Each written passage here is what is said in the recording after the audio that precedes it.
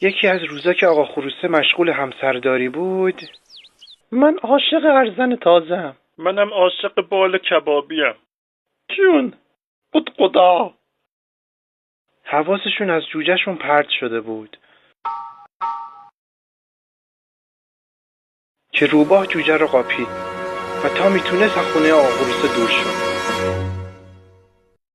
امروز بالاخره یه شکم سیر جوجه کباب میخورم. جوجه که جونشو در خطر میدید فقط یه راه به ذهنش رسید که بتونه باباشو خبر کنه.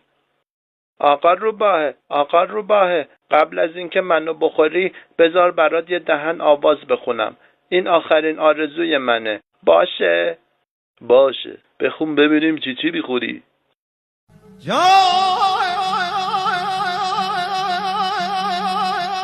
به به، عجب صدایی. به به، بالاخره این بچه 2 دقیقه ما رو تنها گذاشت خانم. برای تخم 2 زرده میکنم. خدا 3 زرده بکن. جون. یه دونه دیگه، یه تحریر خاطره انگیز بخونم. خیلی خوب، عجله کن. آدم با این صدا حالی به حولی میشه. خدا قد و بالات شبیه قلیفر لوپز شده. فکلای تو هم شبیه ماه قطبیس پریزلی شده. خدا